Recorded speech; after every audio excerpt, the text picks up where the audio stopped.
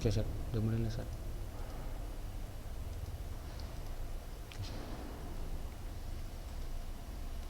Assalamualaikum warahmatullahi wabarakatuh.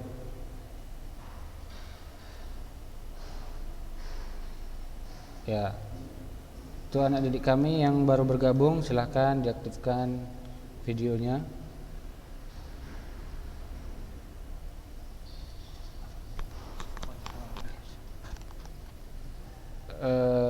Oke, coba diaktifkan videonya yang baru bergabung.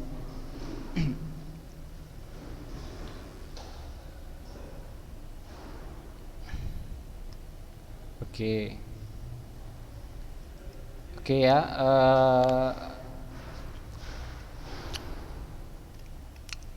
Untuk materi kita hari ini ya, yaitu tentang perhitungan pH, asam dan basa ya.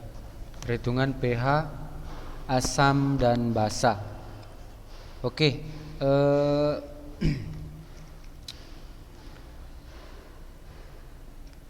udah bergabung semua ini?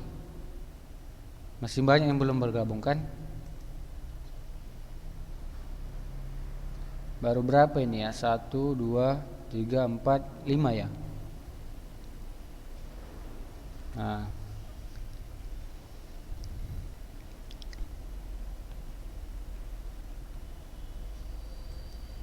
oke.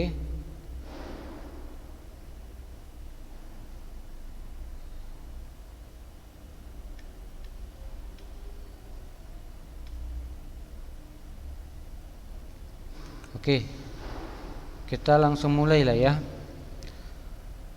Puji syukur kita ucapkan kepada Allah Subhanahu wa taala yang mana pada siang hari ini kita masih diberikan kesehatan serta kesempatan sehingga kita bisa mengikuti pembelajaran online kita pada hari ini. Oke, langsung saja ya.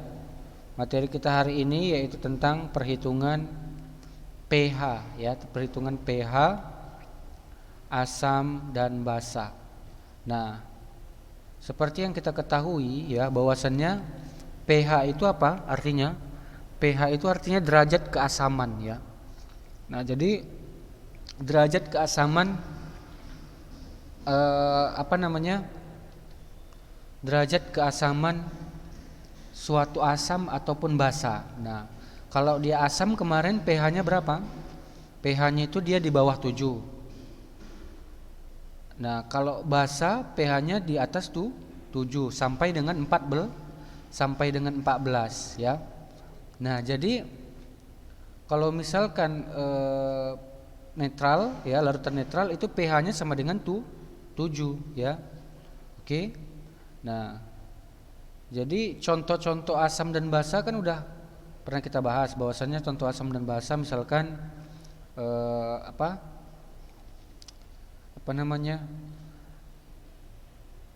contoh asam klorida ya kan, asam bromida, kemudian asam sulfat kan begitu.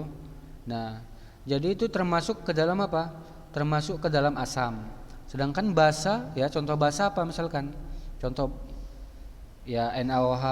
Nah, jadi itu dia memiliki pH ya, memiliki pH. Nah, pH-nya kan kemarin bisa diukur menggunakan alat kan begitu kan. Nah, jadi bisa juga dia melalui perhitungan. Nah, perhitungan itu inilah dia ya. Perhitungan itu dia kalau dia untuk asam kuat, maka rumusnya apa? Untuk menghitung, jadi untuk menghitung pH itu ya, pH itu harus kita cari dulu konsentrasi H positifnya ya. Jadi ketika asam kuat ya, misalkan HCl itu kita larutkan ke dalam air, maka dia kan akan terurai menjadi H positif tambah Cl negatif kan begitu. Nah, jadi di situ ada namanya konsentrasi H positifnya.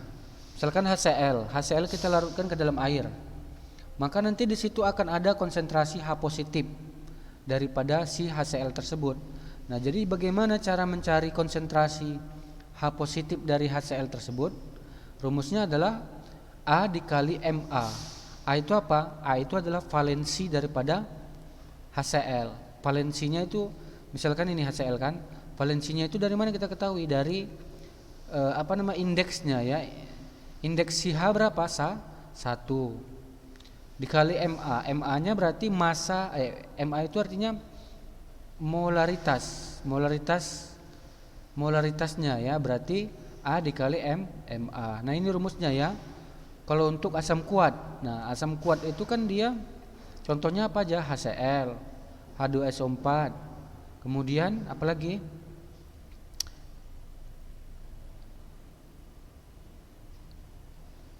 Ya, HBr. Nah, ya. Kemudian asam kuat, basa kuat contohnya BaOH 2 kali ya, atau NaOH ya. Nah, itu termasuk basa kuat.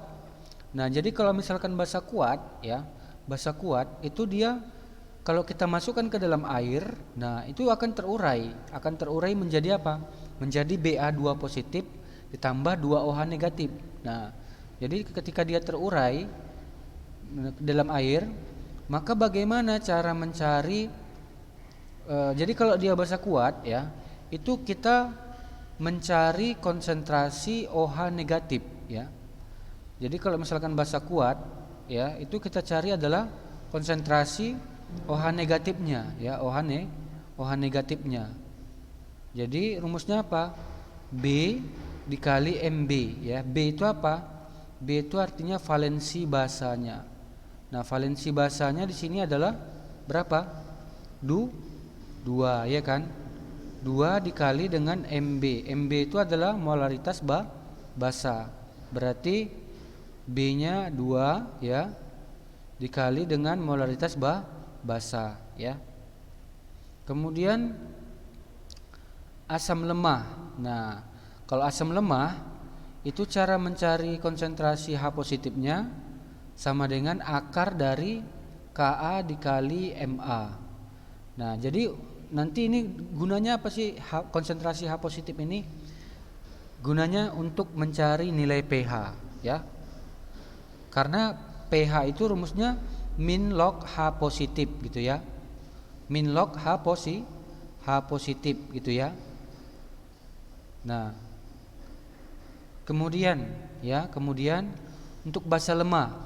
Basa lemah rumus untuk mencari konsentrasi OH minnya apa?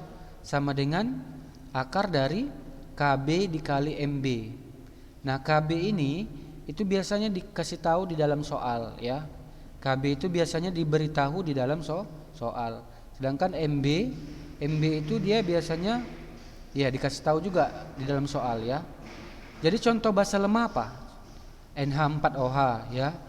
NH4OH ini merupakan salah satu contoh basa lemah ya.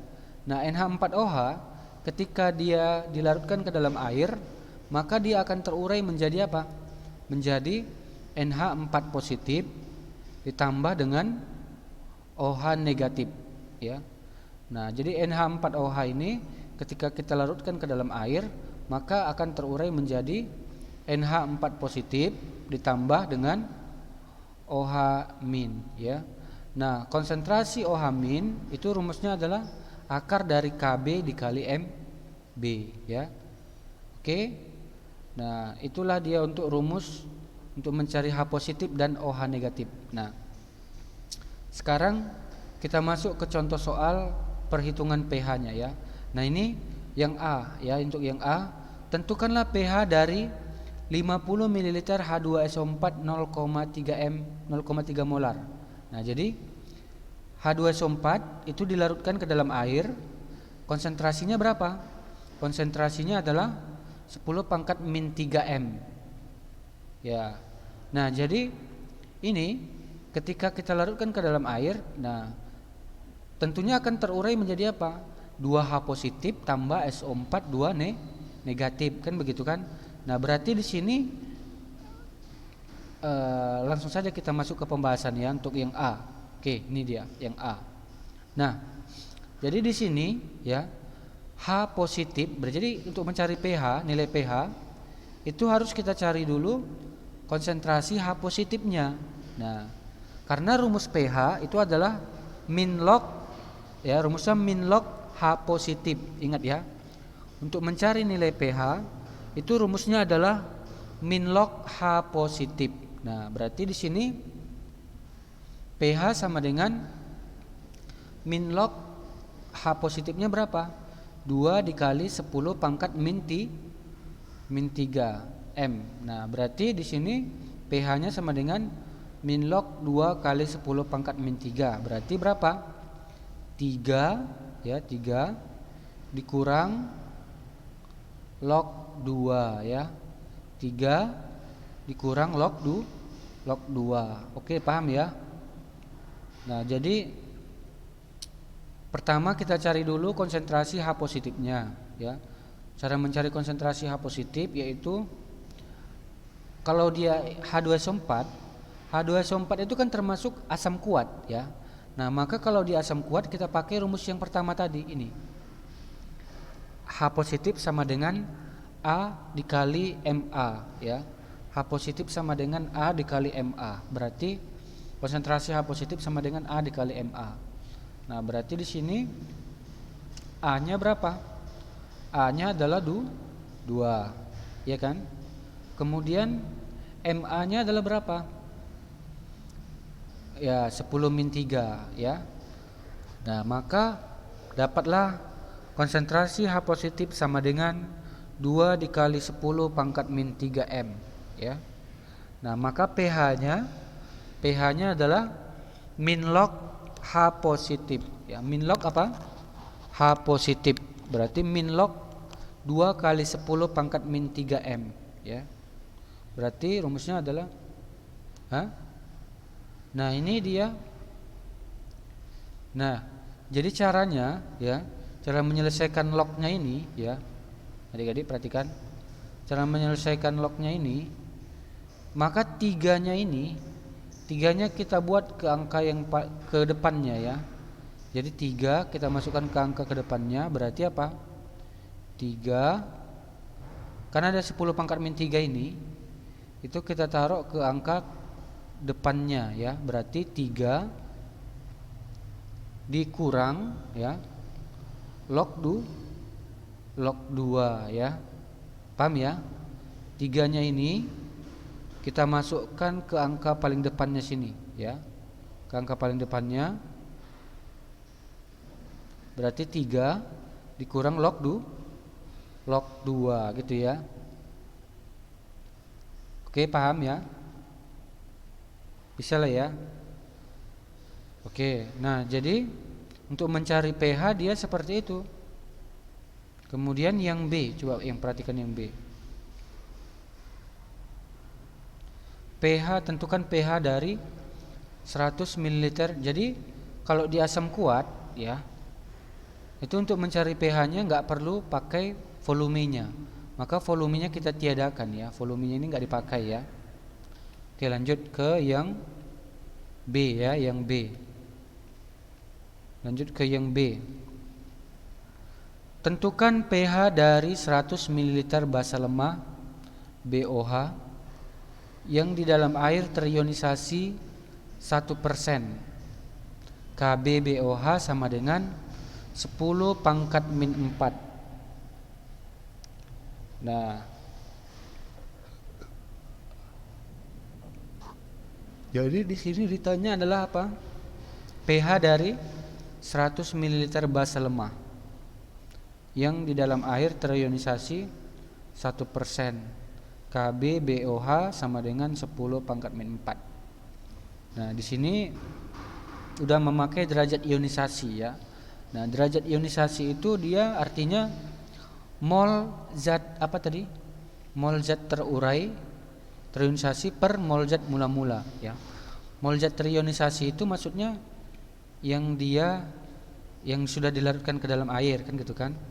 Nah, per mol zat mula-mula. Nah, mol zat mula-mula itu adalah yang awalnya sebelum dimasukkan ke dalam air. Nah, nanti itu dapatnya adalah 0,01, ya. 0,01.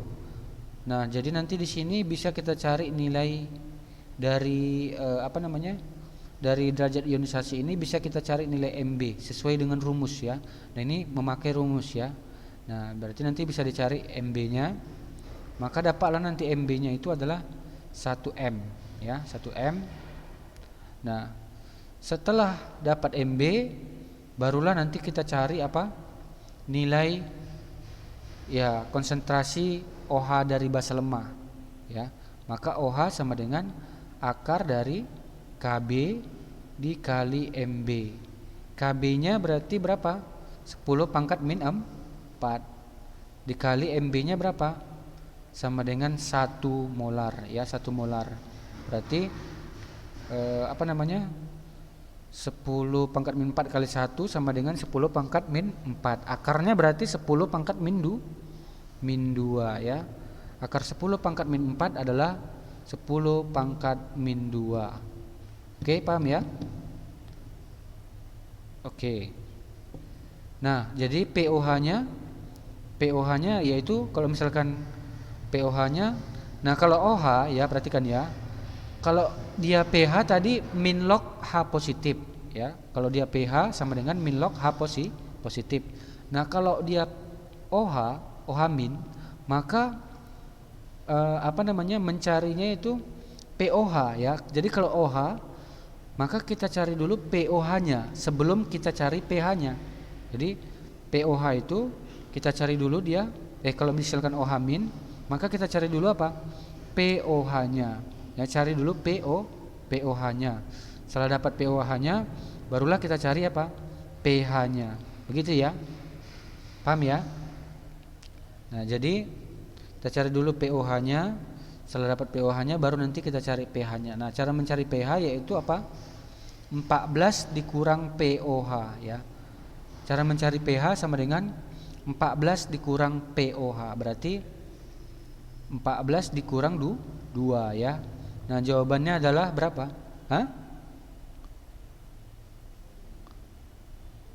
POH-nya ini 2. Oh, ini min log. Kalau POH rumusnya min log OH negatif gitu dia. Kalau pH min log H positif. Kalau misalkan POH itu rumusnya adalah min log OH negatif. Jadi min log 10 pangkat min 2, min log 10 pangkat min 2 ini, min log 10 pangkat min 2 itu angka 2-nya kita taruh kemari aja langsung gitu. Min log 10 pangkat min 2 adalah 2 gitu. Ngerti maksudnya kan? Nah, dapat POH-nya barulah kita cari pH. Nah, rumus pH itu adalah 14 dikurang POH ya. Berarti 14 dikurang POH sama dengan berapa? Berarti 14 dikurang 2 sama dengan berapa? 12. Oke. Nah, itu ya. Nah, kemudian untuk yang C. Nah, untuk yang C ini dia HF ya. Sebanyak 1 gram dilarutkan dalam air hingga volumenya 2 liter Ka. Nah, jadi di sini harus kita cari dulu konsentrasi dari H positif ya. Nah, konsentrasi H positifnya itu bisa kita cari dari apa? Dari molaritasnya ya. Molaritasnya dapat nanti 0,05. Kemudian setelah dapat molaritasnya, maka dapatlah nanti nilai konsentrasi HF. Nah, konsentrasi HF ya. Oh, pertama cari dulu jumlah molnya ya, jumlah mol HF, dapatlah nanti setelah itu konsentrasi HF. Nah, cara mencari H positifnya sama. Kemudian cara mencari pH-nya juga sama. HF termasuk asam lemah ya. Asam lemah. Maka kita pakai rumus H positif sama dengan akar dari Ka dikali Ma. Berarti pH-nya sama dengan min log H positif, min log H positif ya. Oke. Nah, jadi di sini kita lewatkan dulu ya untuk soalnya ya. Nah, di sini ada pengukuran pH ya. Nah, jadi ada namanya untuk mengukur pH itu ya, untuk mengukur derajat keasaman suatu asam atau basa, itu dia ada namanya pH indikator atau larutan indikator ya. Nah, jadi larutan indikator ini larutan yang ditambahkan ke dalam asam atau basa ya. Jadi larutan indikator itu adalah larutan yang ditambahkan ke dalam asam atau basa yang fungsinya apa? Fungsinya untuk mengubah fungsinya untuk mengetahui mengetahui pH ya. Ya, pH dari suatu larutan, ya betul. Nah, jadi kalau misalkan kita masukkan ke dalam suatu larutan, maka pH larutan indikator ini dia warnanya akan berubah, begitu kan? Ya, berubah warna dia. Nah, jadi misalkan kita teteskan gitu kan larutan indikatornya, kita teteskan. Nah, tiba-tiba warna asam atau basanya itu berubah. Misalkan warna asamnya dia berubah jadi warna kuning. Nah, berarti pH-nya berapa? 5 ya. Nah, itu tergantung daripada jenis larutan indikatornya. Nah, larutan indikator itu ada berbagai jenis ya. Ada dia phenolphthalein. Nah, phenolphthalein. Kemudian ada brotimol biru ya. Nah, dan sebagainya ya. Nah, jadi ketika kita masukkan larutan indikator ya, larutan indikator itu, maka dia akan berubah warna ketika kita masukkan ke dalam asam ya. Nah, atau basa, nanti dia akan berubah warna. Nah, jadi warna-warnanya itulah yang menentukan pH-nya berapa gitu. Misalkan dia warna kuning misalkan. Nah, berarti pH-nya sekian. Nah, gitu. Nah, itulah fungsi larutan indikator ya. Jadi terjadi perubahan warna pada apa? Pada larutan asam atau larutan basa tersebut, begitu ya. Nah, jadi ya seperti itu gitu ya. Oke. Selanjutnya ada yang namanya pH meter ya, pH meter. Nah, pH meter ini fungsinya apa? Ya, ini dia sama untuk mengukur pH ya. Ya, ini lebih akurat biasanya ya. Jadi ini larutan asam atau larutan basa, maka nanti di sini akan muncul nilai pH-nya ya, nilai pH larutan asam atau basa kan begitu kan. Nah, kemudian ada namanya kertas pH. Nah, kertas pH ini ya, kertas pH ini juga dia dilihat dari warnanya begitu ya. Nah, jadi kan nanti ada berbagai macam warna nih. Dari sini ya kan. Nah, jadi dia nanti kalau misalkan pH-nya 2, berarti warnanya ini apa? Orange. Nanti dia akan naik sendiri gitu. Nanti ibaratkan kertasnya itu kalau kita masukkan ke dalam, nanti sampai di mana titik teratas basahnya kertas tersebut, berhentinya kertas tersebut, berarti disitulah nanti kita tahu pH-nya berapa. Ya, hasil pH-nya gitu ya. Nah, dia kertas pH itu dia seperti ini. Nah, cuman inilah kertas pH itu dia seperti ini.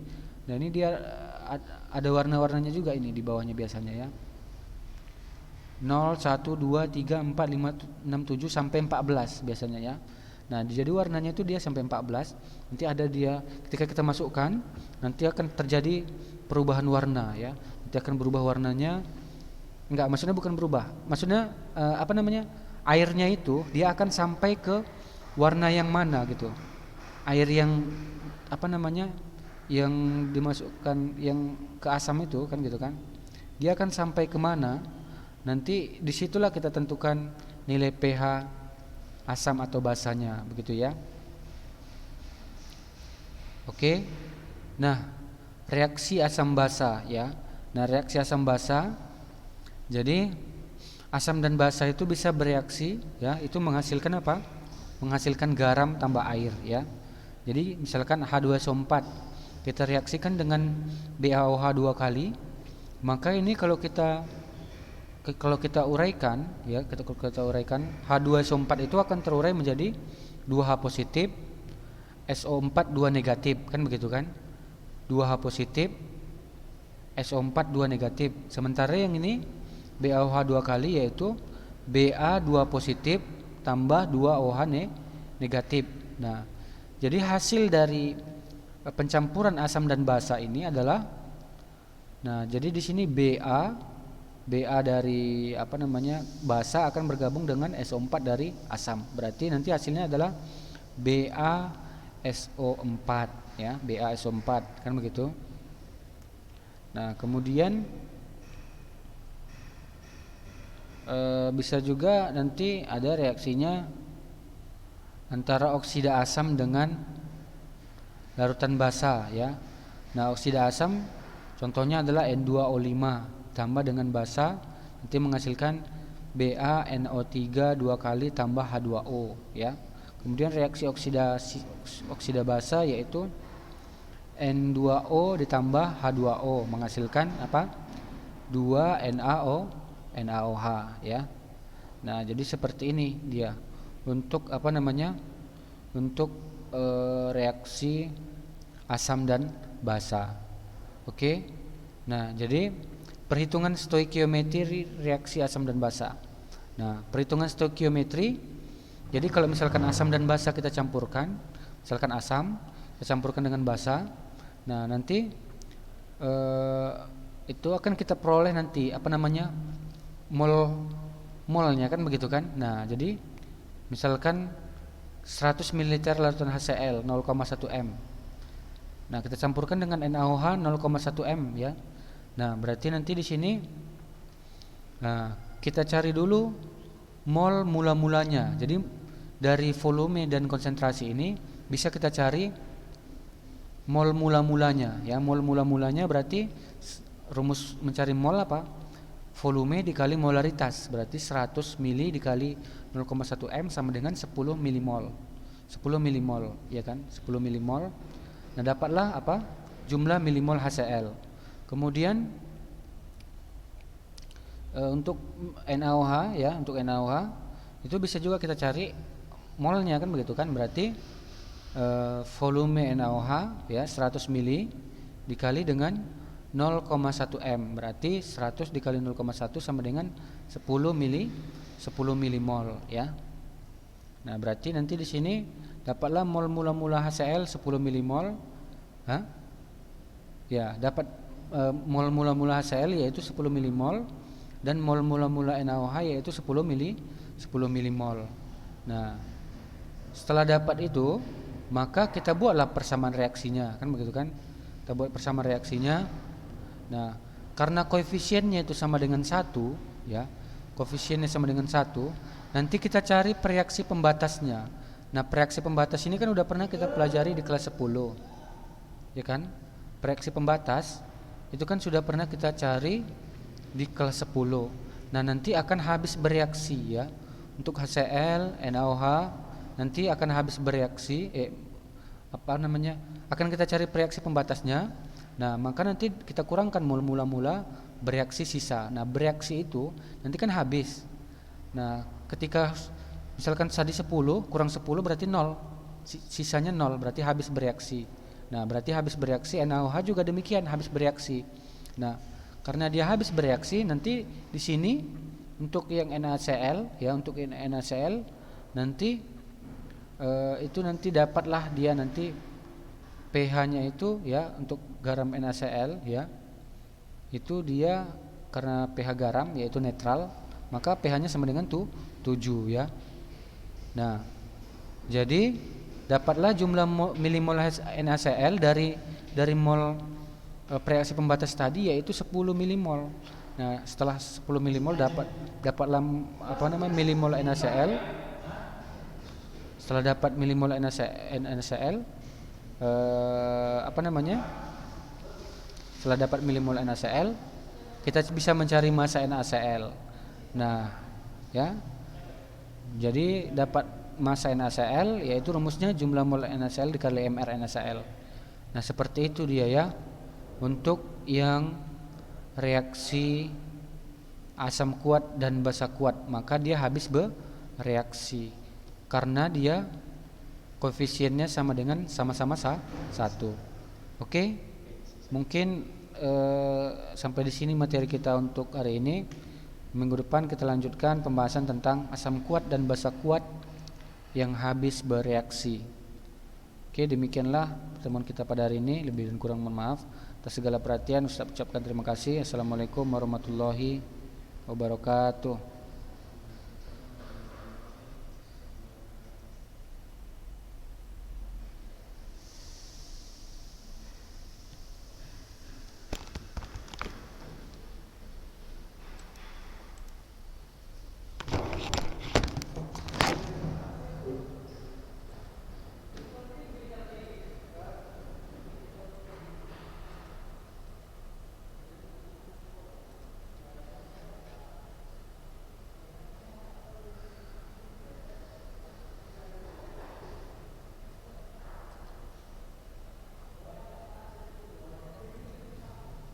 Ini kelas berapa tadi? 11B. Ya kan? 11B kimia.